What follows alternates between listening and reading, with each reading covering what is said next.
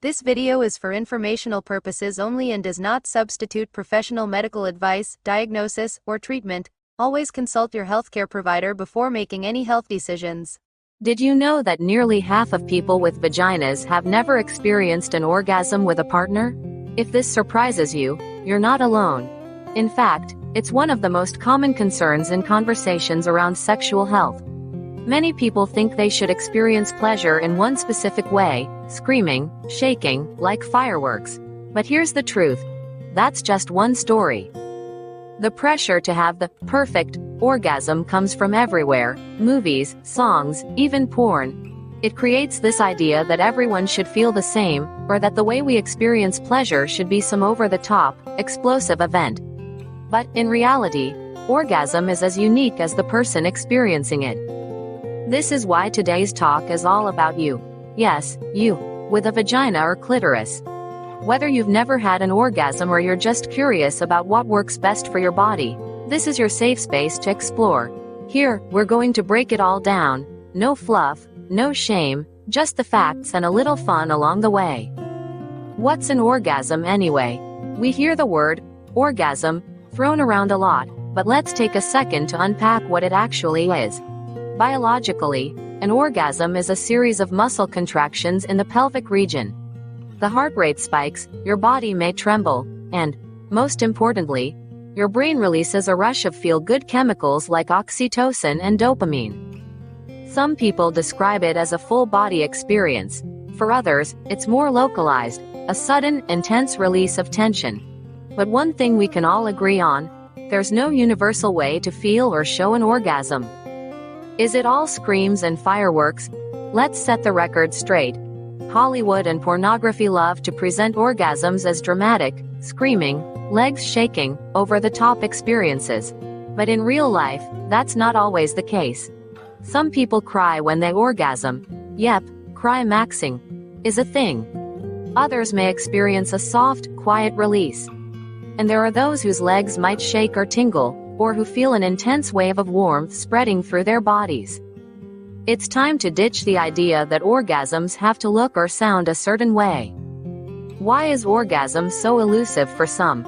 It's no secret that orgasms can be a bit tricky for many people with vaginas.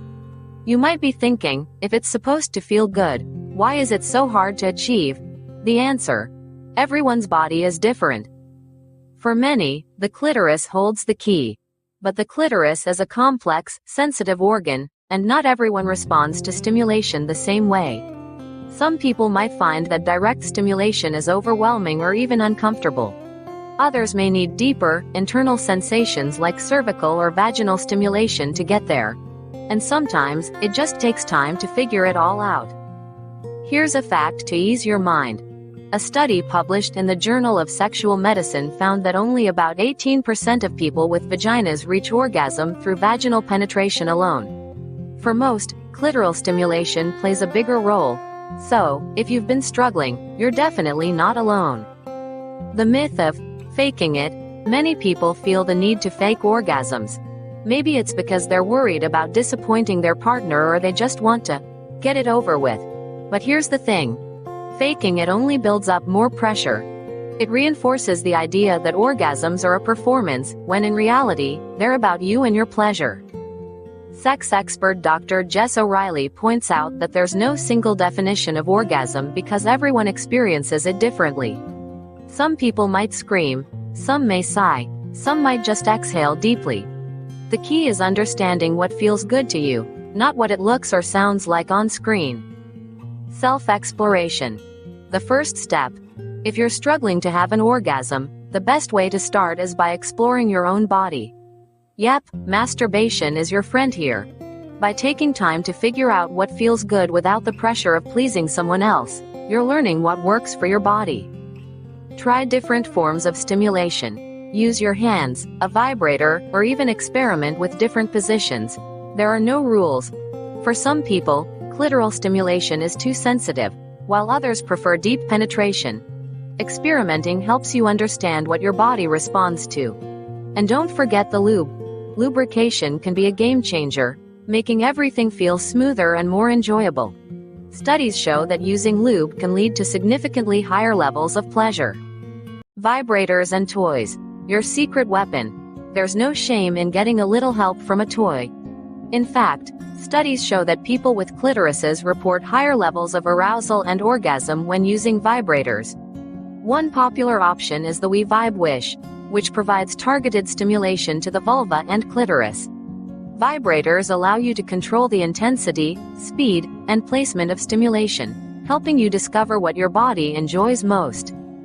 Even if you've never tried a toy before, this is a great way to start. Remember, there's no right or wrong way to orgasm, only what works best for you. Partnered sex versus solo orgasms. Ray, someone I spoke to during my research, shared that they only discovered their orgasm after masturbating regularly. Before that, they thought they might be asexual because they'd never been able to experience pleasure with a partner.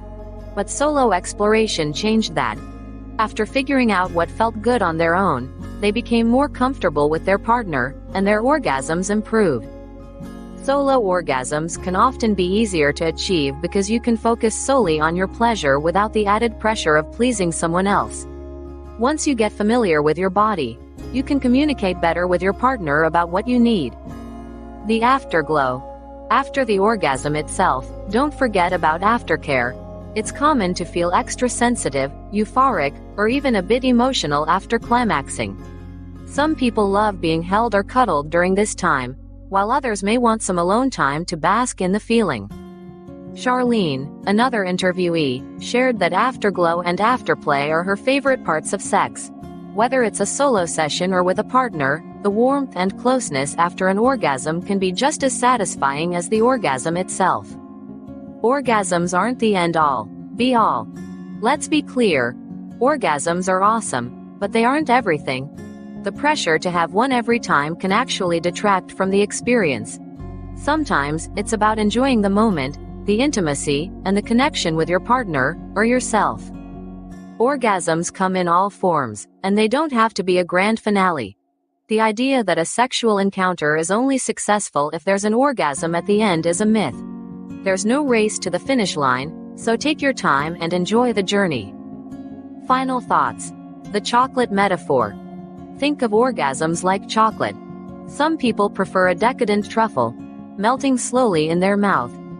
Others might grab a handful of chocolate chips for a quick snack. Neither one is better, it's just about preference. Your orgasm experience will vary, too, from session to session, moment to moment.